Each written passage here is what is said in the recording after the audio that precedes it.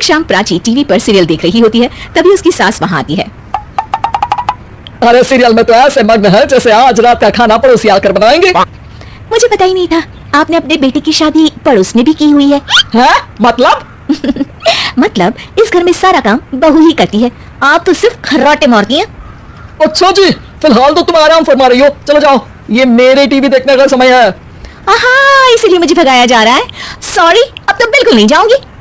प्राची की इस बात पर दोनों सास बहू के बीच टीवी रिमोट के पीछे बच्चों जैसी छीना झपटी शुरू हो जाती है, जिसके बीच श्लोक भी काम से घर वापस आ जाता है। आज मेरी चूहे बिल्ली की जोड़ी किस बात पर झगड़ रही है? अरे तेरी बीवी मुझे टीवी नहीं देखने दे रही।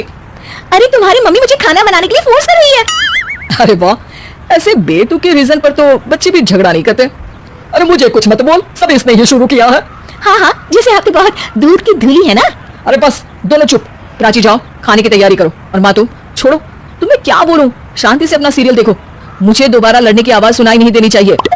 ऐसा बोलकर श्लोक वहां से चला जाता है, जिसके पीछे पीछे प्राची भी कुछ न कुछ बड़बड़ाते हुए रसोई में चली जाती है। हाँ, सासू जी को तो कुछ बोलेंगे ही नहीं, बस मुझ पर ही हुक्म चलता है, खाना बनाओ, जैसे मैं इनके घर में खाना बनाने के लिए आई हूँ। इसी तरह शाम बीतती है और रात को श्लोक और प्राची की सास खाना खाकर सोने चले जाते हैं, लेकिन प्राची गुस्से में कुछ खाए बिना काम में ही लगी रहती है। इस घर में किसी को घंटा फिक्र नहीं पड़ता, मैं खाऊं या भूखी रहूं। प्राची कुछ देर के लिए रसोई से बाहर जाती है और जैसे ही वापस आती है तो वहां दूध का भरा ग्लास देखकर हैरान रह जाती है। फिक्र पूरी है, बस दिखाना नहीं है। प्राची दूध पीकर सोने चली जाती है और अगली सुबह एक बार फिर सास बहू का कार्टून नेटवर्क स्टार्ट हो जाता है। ये तुमने ही किया है? अरे अजीब जबरदस्ती है, मैं बोल रही हूँ मैंने कुछ नहीं किया। दोनों ने मिलकर पूरे घर को पागल खाना बनाया हुआ है। यहाँ कोई नॉर्मल इंसान तो रह ही नहीं सकता, इसीलिए अब पड़ोसी क्या रिश्तेदार भी घर आने से कतराते हैं। और सुन बेटे, तू भी चंगा, तेरी माँ भी चंगी, तेरी बीवी भी चंगी, रिश्तेदार।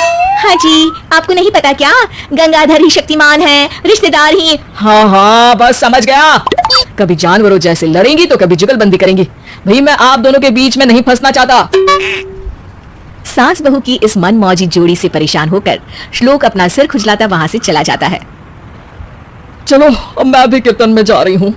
इस पर जैसे ही सास कमरे में अपना पर्स लेने जाती है तो वहां नाश्ते की प्लेट रखी देख मुस्कुराने लगती है और नाश्ता करके घर से बाहर निकलते हुए कुछ पैसे टेबल पर रख जाती है, जिसकी कुछ देर बाद सिलेंडर वाला घर आता है।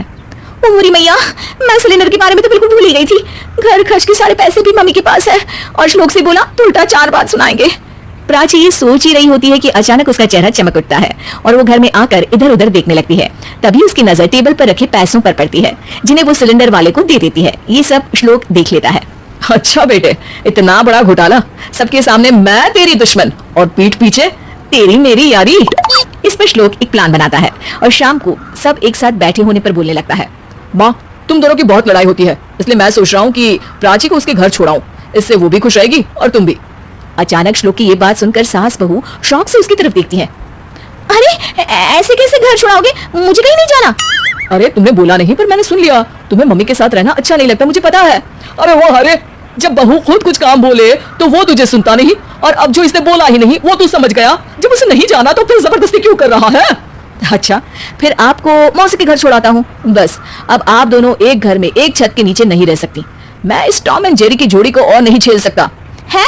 ऐसे कैसे नहीं रह सकते? तुम्हें इतनी दिक्कत है तो तुम्हारा बोरिया बिस्तर पैक कर देती हूँ, लेकिन मम्मी जी कहीं नहीं जाएंगी।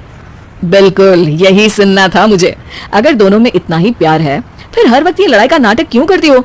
देखा मैंने कैसे माँ किचन में दूध रखती है और तुम उनके लिए कमरे में नाश्ता रखती हो, और कैसे वो पहले ही तुम्हारी दिक्कत समझकर घर में पैसे रखकर बाहर जाती है। अरे भाई, इतना ड्रामा तो डेली सोप में भी नहीं होता जितना तुम दोनों ने इस घर में फैलाया हुआ है। तू हमें टॉम एंड जेरी बोलता है ना, तो याद कर वो दोनों भी एक दूसरे को बाहर वालों की बुरी नजर से बचाने के लिए हमेशा सबके सामने लड़ते थे, लेकिन अकेले में दिक्कत के समय मदद भी तो करते थे। बस हमारा रिश्ता भी कुछ ऐसा ही है।